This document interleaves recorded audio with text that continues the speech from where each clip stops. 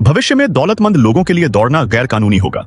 यह सोचते ही उस आदमी ने तुरंत अपने कदम धीमे कर लिए कि कहीं उसकी गरीब होने की पहचान न सामने आ जाए। अपनी गरीबी की पहचान छुपाने के लिए आदमी तुरंत एक 6 सितारा होटल में गया और बिना कुछ कहे एक महंगी राष्ट्रपति स्वीट बुक कर ली। लेकिन अजीब बात यह थी कि रिसेप्शन ने पैसे लेने के बजाय एक गैजेट निकालकर स्कैन कर लिया और कमरे की चाबी उसे दे दी। असल में आज की दुनिया में इंसानों को पैसे नहीं बल्कि समय खर्च करना पड़ता है, क्योंकि यहाँ जन्म के समय से ही हर किसी की हाथ पर एक टाइमर होता है जो न केवल कुछ भी खरीदने की क्षमता रखता है बल्कि हर किसी के जीवन को भी निर्भर करता है। और जैसे ही ये टाइमर शून्य पर पहुंचता है तो उस व्यक्ति की जिंदगी का भी समय पूरा हो चुका होता है और यही इसके साथ संख्या लगातार बढ़ने पर व्यक्ति को अनंत जीवन मिल सकता है। लेकिन ऐसे टाइमर कुछ ही बिजनेसमैन या अमीर लोगों के हाथों में ही लगे होते हैं और वही गरीबों को जीवन बिताने के लिए ओवरटाइम काम करना पड़ता है ताकि वे अपना रोज का वेतन कमा सके। लेकिन यह समस्या माइक के लिए नहीं थी, क्योंकि जब वो सुबह जागा तो उसकी बाह पर अभी भी 1000 साल से अधिक का समय बचा था।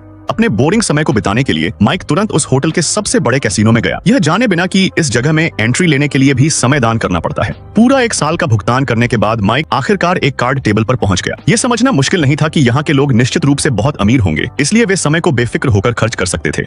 और जैसे ही सब लोग दांव लगा रहे थे, सामने बैठा जुआरी माइक के पास मौजूद नंबर्स को देखकर हंसने लगा, क्योंकि यहाँ खेलने वाले लोग इतनी कम संख्या लेकर नहीं आते हैं। उस आदमी को सबक सिखाने के लिए माइक ने अपने कार्ड की पुष्टि करने के बाद एक पागलपन भरा निर्णय लिया। सिर्फ कुछ ही पलों में कार्ड टेबल पर चिप्स की मात्रा 650 साल तक पहुंच गई।